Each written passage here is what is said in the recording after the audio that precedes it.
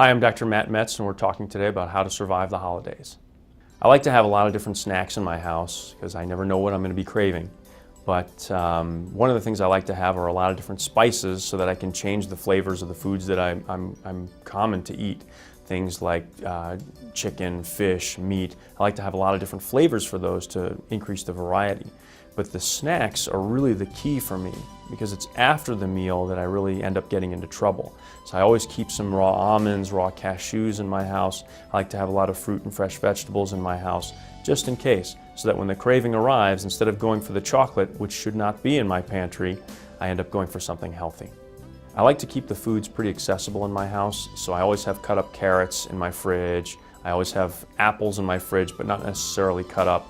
But the more readily available things are to me when I'm hungry, the more likely I'm going to go for the healthy snacks rather than the stuff that's in the packages.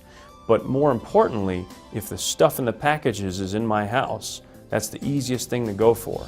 So it's very important that the doorway to your home be the gatekeeper to keep those things out. Portion control when buying things in bulk is always a challenge. Some of these big box stores that sell things at a great discount make it really easy to get a lot of food into your house all of a sudden. And it makes controlling how much of those items that you eat very difficult. So I like to have smaller plates. I actually have smaller forks and knives and spoons in my home, which can look a little bit weird, but keeps me on my toes when it comes to portion control.